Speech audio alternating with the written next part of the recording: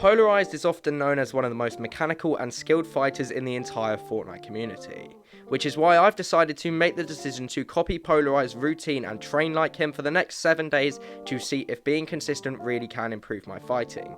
If you enjoyed today's video, please make sure to use code MANZANOSIS in the item shop to support me, and also drop a like and consider subscribing, as I'm thinking of hosting a custom $100 tournament with only my subscribers when we hit 10,000 subs. There'll be more information about that in the description down below. Join the Discord server. Thank you to Pxlarized for sharing love in the very supportive community. If you do want to be featured in the next video, please leave a supportive comment down below.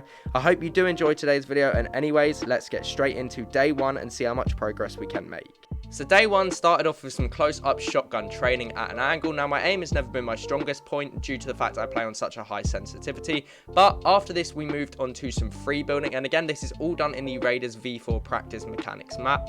Now the free building I was actually pretty comfortable with and really impressed for where my mechanics were at, but certainly by day 7 I'm looking to implement some new and more skilled moves. Now after the free building we moved on to some Martoz Turtle Wars, which I do actually play quite regularly, so this is quite a regular thing for me. But again, here's a couple nice clips which we hit on day number 1, but again nothing crazy, so we're definitely looking to improve on these by day number 7. But again, a few nice pump headshots. Who doesn't love a little bit of Martoz Turtle Wars? But that pretty much rounded off day number 1 of this routine. On to day number 2 then, which was pretty similar to day number 1, just trying out some new things in the Raiders practice map. We started off with some smart peeks, trying to play the right hand peeks. Again, the idea behind this is if you over peek, the target actually hits you for damage. We spent about half an hour on that before moving to some piece control tunnels. Again, this was another thing just to practice our warm up and practice different editing. And as you guys can see, I wasn't struggling too much with these tunnels, but just missing edits, which seems to be the problem in a lot of my fights. So definitely want to improve on that by the end of this week. After that, I was feeling quite warmed up, so I decided to take it to some PGs to see how we would get on.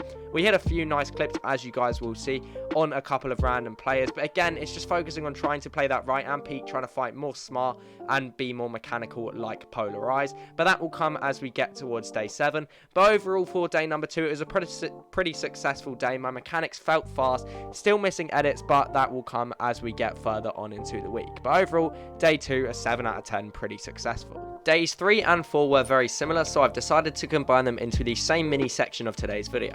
On day 3, we focused mainly on piece control tunnels, this time with bots to help simulate an in-game scenario where we have a player in that piece controlled box.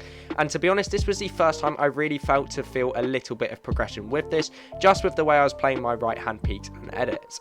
After this, on day number 4, I decided to spend about an hour and a half in Martoz Turtle Wars, where unfortunately we were struggling a bit. My aim just felt a little bit off these day, but we were still able to hit this nice clip with a good little edit course and a reset play.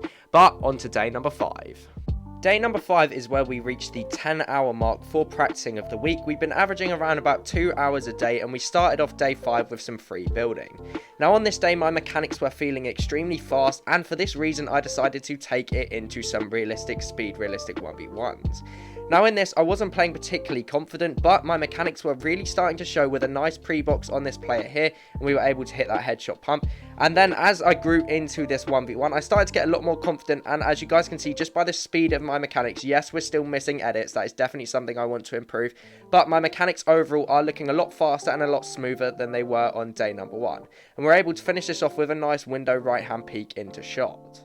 For day 6, I kept it quite short with a little session, but we started off with some piece control tunnels, and again, I felt like these were pretty much no problem now. Yes, we still had the occasional missed edit, but we rectified it very, very quickly, and we were able to get lots of nice runs and a lot smoother through these tunnels, in my opinion, than I first looked on day number 2 when we first did these piece control tunnels. After this, I decided to do some shotgun in training again to see if my aim had improved from day number 1. Now, do I think your aim can improve drastically in 5 days? No. Do I think this definitely helped before going into a game? Yes, and I think if I did it consistently, it would definitely help improve my aim as a mechanic.